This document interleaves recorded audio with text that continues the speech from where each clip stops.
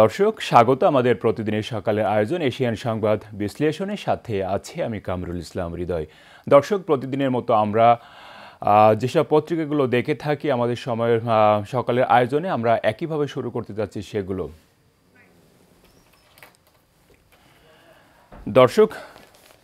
দর্শক আমরা যেটি জানাচ্ছি সেটি আসলে এখন পর্যন্ত সব পত্রিকা আমাদের হাতে এসে পৌঁছায়নি, তবে যে পত্রিকাটি এসেছে সময়ের আলো পত্রিকাটি চলে এসেছে, আমরা সেটি দিয়ে শুরু করতেছি এবং বাকি পত্রিকা যখন আসবে সেগুলো আমরা পর্যায়ক্রমে দেখার চেষ্টা করব।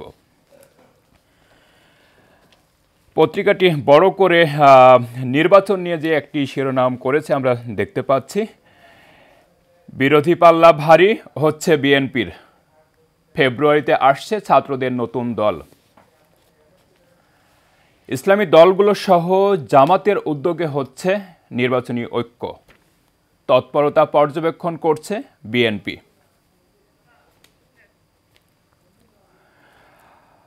সরকার নিরপেক্ষ ভূমিকা পালন করতে পারছে না বললেন মির্জা ফখরুল ইসলাম আলমগীর। পাশে আরেকটি শিরোনাম করেছে, ফখরুলের বক্তব্য ১/১১ সরকার গঠনের ইঙ্গিত, বললেন উপদেষ্টা নাহিদ ইসলাম। ডলার সংকট নিয়ে একটি শিরোনাম করেছে, যেটি বাংলাদেশ ব্যাংকের বিষয়, যেমনটি এখানে এসেছে, আবারও ২০ বিলিয়নের নিচে রিজার্ভ। পাশে বেক্সিমকো একটি সংবাদ আছে যেটি প্রাধান্য পেয়েছে পত্রিকাটিতে। বেক্সিমকোর অস্তিত্বহীন ১৬ প্রতিষ্ঠানের নামে ঋণ ১২,০০০ কোটি টাকা। বন্ধ কারখানা চালু হচ্ছে না, ৩২টি ফ্যাক্টরির বিপরীতে ২৯,৯২৫ কোটি টাকা সহ মোট ব্যাংক ঋণ ৪০,০০০ কোটি টাকা। দর্শক, যেমনটি আমরা দেখছিলাম যে আসলে বেক্সিমকোর অস্তিত্বহীন ১৬ প্রতিষ্ঠানের নামে ১২,০০০ কোটি টাকা একটি ঋণ কিন্তু দিয়েছে, যেটা অনুসন্ধানে বের হয়ে এসেছে। একটু আমরা ভেতরে গিয়ে দেখি আসলে কি হয়েছে। আসলে বেক্সিমকো ইন্ডাস্ট্রির পার্কে মোট ৩২টি ফ্যাক্টরির মধ্যে ১৬টির কোনো অস্তিত্ব নেই। এই অস্তিত্বহীন ১৬ কোম্পানির নামে ১২,০০০ কোটি টাকা ঋণ দেয়া হয়েছে বলে জানিয়েছেন বেক্সিমকো ইন্ডাস্ট্রিয়াল পার্কের শিল্প প্রতিষ্ঠানগুলোর শ্রম ও ব্যবসা পরিস্থিতি পর্যালোচনা সংক্রান্ত উপদেষ্টা কমিটি। অর্থাৎ তাদের আসলে ১৬টি অঙ্গ প্রতিষ্ঠানের নামে ১২,০০০ কোটি টাকা ঋণ কিন্তু দিয়েছে, যেটি আসলে সত্যি মানে বর্তমান সময়ে যেসব সংকট দেখা দিয়েছে তার মধ্যেও কিন্তু অন্যতম একটি বিষয়। পাশে আরও যেটি দেখা যাচ্ছে, সালমানের ২,০০০ শতাংশ জমি ও গুলশানের ফ্ল্যাট জব্দ। সিআইডি তদন্তে ২৫০ কোটি সম্পদের সন্ধান। পত্রিকাটি শেষের দিকে আরও কিছু শিরোনাম করেছে, আমরা সেগুলো এক নজরে দেখে নিতে চাই। ১০০ নারী আসনের সুপারিশ দলগুলো মানবে কি?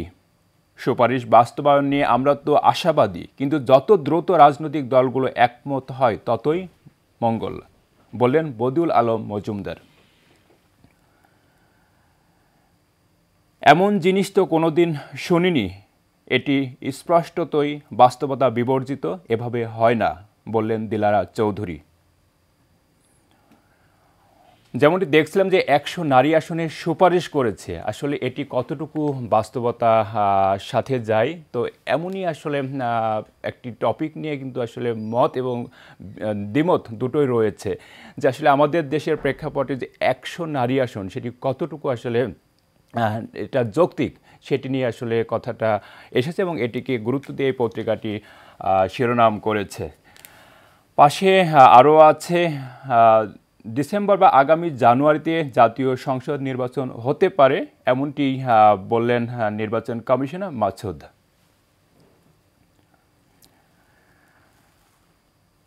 পাশে একটি ছবি পত্রিকাটি ছাপিয়েছে, দেখা যাচ্ছে দীর্ঘ ১৭ বছর পর বিডিআর সদস্যদের মুক্তি মেলে গতকাল। কেরানীগঞ্জের কেন্দ্রীয় কারাগারের ফটকের সামনে থেকে তোলা ছবিটি, যেখানে একটি আবেগঘন পরিবেশ তৈরি হয়েছে এবং এটিকে কেন্দ্র করেই যে শিরোনামটি করেছে পত্রিকাটি, দীর্ঘ বছর পর কারাগার মুক্ত ১৭৮ বিডিআর সদস্য। কারাগার ঘিরে বাবাকে হারিয়েছি, মা বেঁচে আছে কিনা জানি না। আমরা ৩ বছর বয়সে কারাগারে যান বাবা, ফিরে পেলাম ১৭ বছর পর, বললেন মালিহা। এবং কোনোদিন বাবার আদর পায়নি, দু চোখ ভরে বাবাকে দেখব আজ, বললেন ঐশী।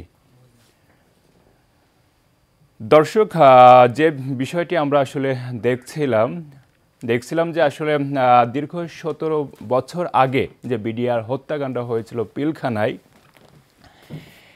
তার অস্ত্র মামলায় অনেকজনকে আসামি করা হয়েছিল এবং যেটি যার ভেতর থেকে ১৭৮ জন গতকাল ছাড়া পেয়েছে। এবং যে ছবিটির মাধ্যমে আমরা দেখেছি একটি আবেগঘন পরিবেশ, অর্থাৎ ১৭ বছরের বয়সে যখন কেউ ওই সময় যখন জেলে যায়, সে বাবার হয়তো একটি সন্তান ছিল ওই বয়সে ৩ বছরে, সে সন্তান আজকে অনেক বড় হয়ে গেছে।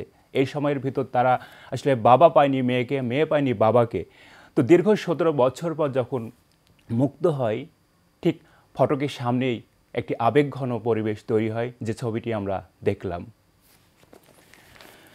দর্শক, শেষের দিকে আরও আছে, পুতিনকে ট্রাম্পের সতর্কতা, যুদ্ধ থামান নইলে খারাপ হবে, এমনই একটি শিরোনাম পত্রিকাটি করেছে। এবং শেষের দিকে আরও যেটি আছে দেখা যাচ্ছে, খোলা বাজার থেকে বিনামূল্যের ১০,০০০ বই জব্দ, গ্রেপ্তার ২।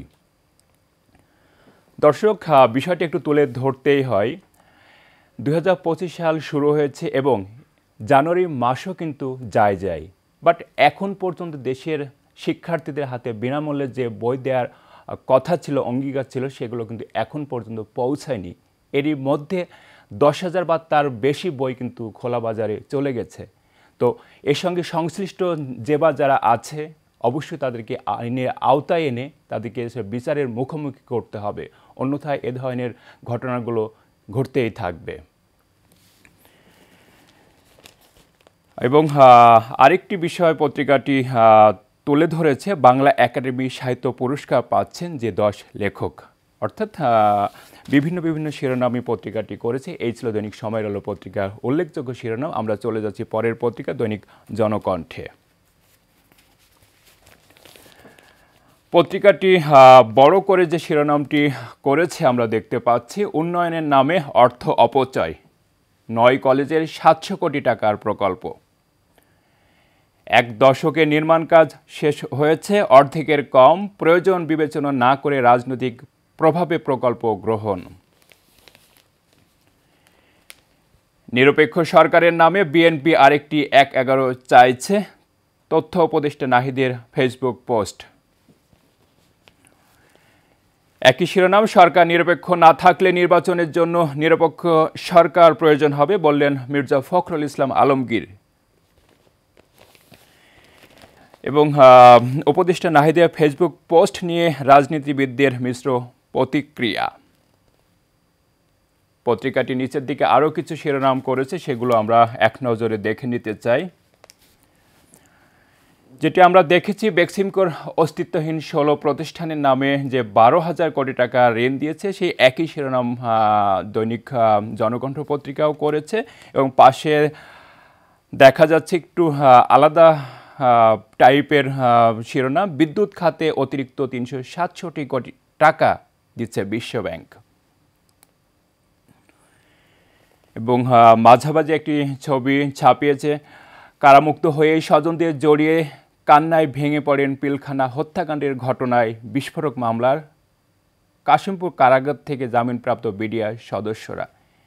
এই ছবিটি বিভিন্ন পত্রিকায় এসেছে। সত্যি এটা এসব পরিবারের জন্য অনেক দুঃখের, কষ্টের এবং বেদনার। চলতি মাসে নয়, মুদ্রানীতি ঘোষণা ফেব্রুয়ারির মাঝামাঝি, মূল্যস্ফীতি কমানোর টার্গেট। এবং শেষের দিকে একই শিরোনাম, যেটি কাশিমপুর কারাগার থেকে মুক্তি পেলেন ১২৯ বিডিআর সদস্য। দর্শক, এই ছিল দৈনিক জনকণ্ঠ পত্রিকার উল্লেখযোগ্য শিরোনাম। আমরা চলে যাচ্ছি পরের পত্রিকা দৈনিক দেশ রূপান্তরে।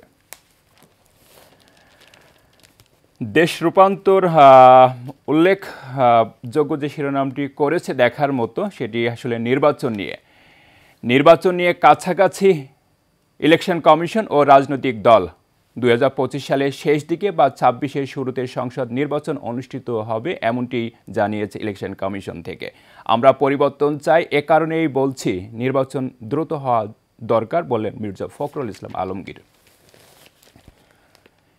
বিদেশিদের আরও বিনিয়োগের আহ্বান প্রধান উপদেষ্টার। এবং ডানে একই ছবি, যে ছবিটি আমরা আসলে একই ছবি না, বিভিন্ন ছবি পত্রিকাটি ছাপিয়েছে।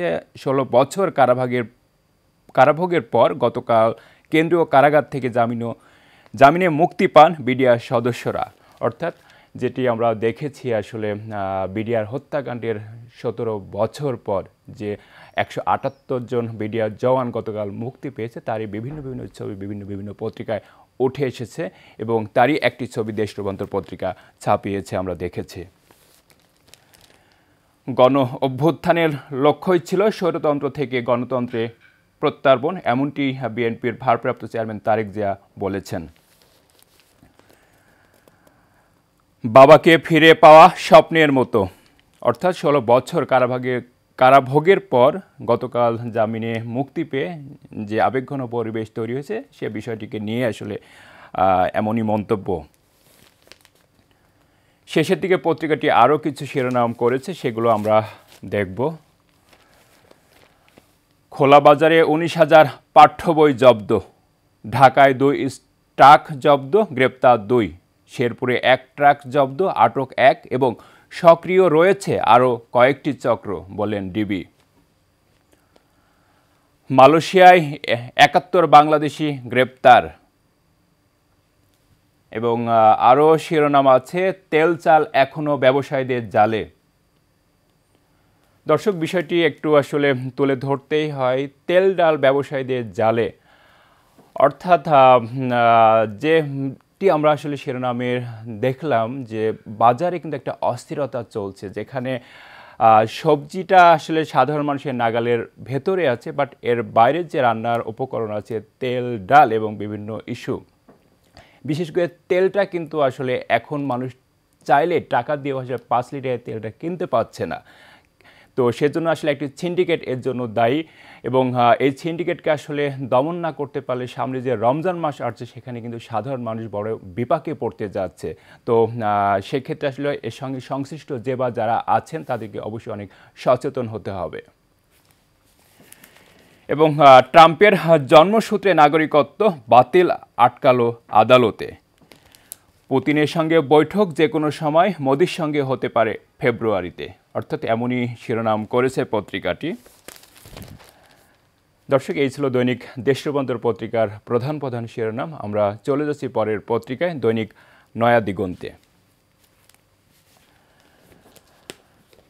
16 বছর পর মুক্ত বিডিআর জওয়ানরা, 4 কারাগার থেকে মুক্তি 178 জনের।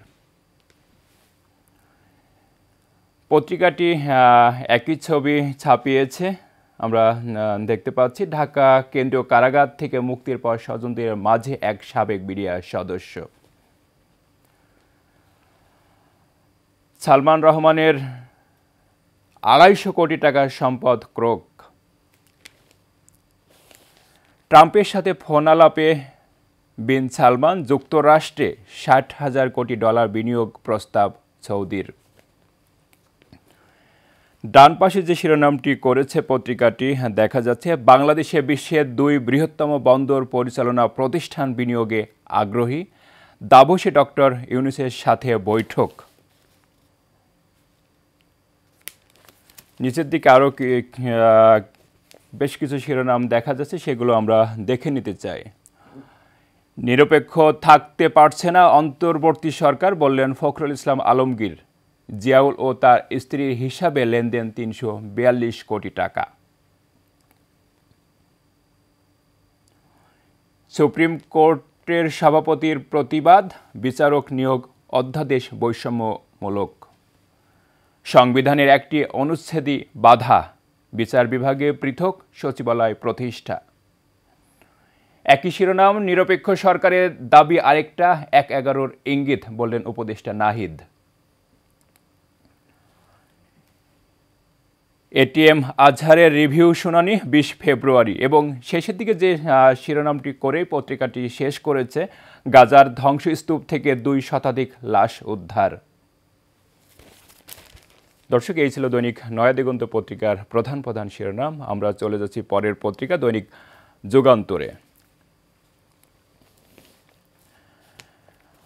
পত্রিকাটি একটি অনুসন্ধানমূলক একটি শিরোনাম করেছে। দেখা যাচ্ছে দুদকের ৫ সদস্যের অনুসন্ধান টিম মাঠে, রাতের ভোটের কুশীলবরা কোথায়। সংসদ নির্বাচন ২০১৮ নিয়ে আসলে শিরোনামটি। হোতাদের বেশিরভাগ পলাতক, অনেকেই কারাবন্দী। মাঠ পর্যায়ে দায়িত্ব থাকা ১১৬ ডিসিএসপির বেশিরভাগ বহাল তবিয়তে। অনেকের বিপুল সম্পদ তথ্য পাওয়া গেছে এবং ভোল পাল্টে এখন গুরুত্বপূর্ণ দায়িত্বে কেউ কেউ। সংগ্রহ করা হচ্ছে আয়কর নথি। অন্তর্বর্তী সরকারের নিরপেক্ষতা নিয়ে উত্তাপ।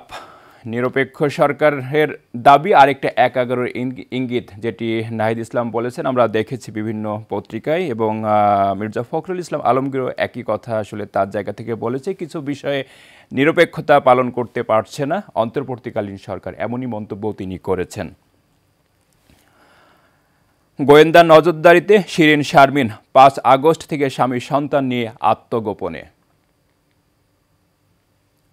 পত্রিকাটি নিচের দিকে যে শিরোনাম করেছে সেগুলো আমরা দেখব। দোহারে সালমানের জমি, গুলশানের ফ্ল্যাট জব্দ। ব্যাংক থেকে বেনামে ঋণ, ১.৫ লক্ষ কোটি টাকা লুটে নিল সালমান গ্রুপ। ১৫ প্রতিষ্ঠান অস্তিত্বহীন, বেশিরভাগ টাকায় বিদেশে পাচার। খেলাপি ৩০,০০০ কোটি টাকা এবং শুধু জনতা ও আইএফআইসি ব্যাংক থেকে আত্মসাৎ ৩৬,০০০ কোটি টাকা। এবং শেষের দিকে যে শিরোনামটি করেছে পত্রিকাটি আমরা দেখতে পাচ্ছি, মুক্তি পেলেন ১৭৯ জন বিডিআর, ১৬ বছর পর প্রিয় মানুষের সান্নিধ্যে, যেটি আমরা বিভিন্ন পত্রিকায় দেখেছি। দর্শক, আমরা দেখছিলাম বিভিন্ন পত্রিকার শিরোনামগুলো। এই মুহূর্তে আমার হাতে আছে দৈনিক প্রথম আলো পত্রিকা। পত্রিকাটি এমপিদের গাড়ি বিলাস নিয়ে একটি শিরোনাম করেছে। নিলামে সাবেক ২৪ এমপির গাড়ি। ২ দফা চিঠি দেওয়ার পর মাত্র একজন শুল্ক কর দিয়ে গাড়ি খালাস নেন, অন্য এমপিরা আত্মগোপনে বা কারাগারে। এবং একটি ছবিও পত্রিকাটি ছাপিয়েছে গাড়ির। ২ দফা চিঠি দেওয়ার পরও গাড়ি নেননি দ্বাদশ সংসদের সাবেক কয়েকজন সদস্যরা। শুল্কমুক্ত সুবিধায় আমদানি করা গাড়িগুলো চট্টগ্রাম বন্দর স্টেডিয়াম এলাকায় শেডে পড়ে আছে, এমন একটি ছবি পত্রিকাটি ছাপিয়েছে।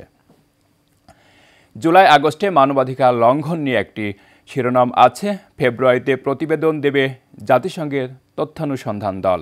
এবং গাজীপুর সাভারে ৫.৫ মাসে বন্ধ ৬৮টি কারখানা। অর্ধ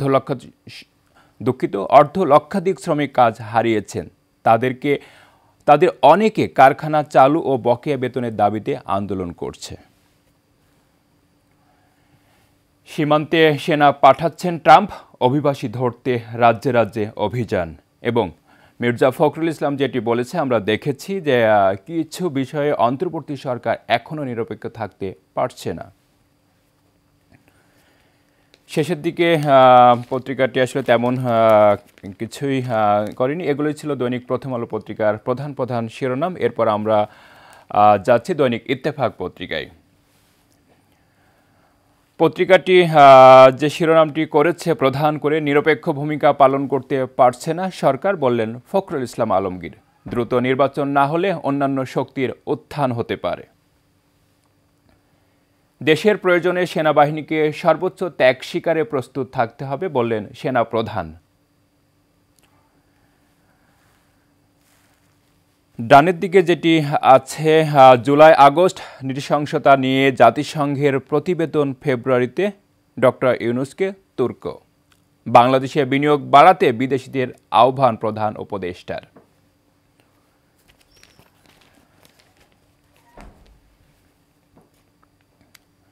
রিজার্ভ নিয়ে একটি শিরোনাম আছে, রিজার্ভ চুরির ঘটনায় সিআইডির তদন্ত এখতিয়ার বহির্ভূত বললেন দুদক। এবং একটি ছবি দেখা যাচ্ছে, স্কুলে পাওয়া যাচ্ছে না বিনামূল্যের বই, অথচ সেই বই চলে যাচ্ছে দোকানে।